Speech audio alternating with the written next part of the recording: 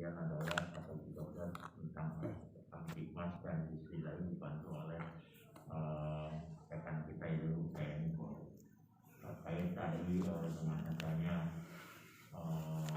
betul bahwa kepolisian di Indonesia perbandingannya dengan negara lain itu sangat beda. Maka itu di kepolisian pun ada namanya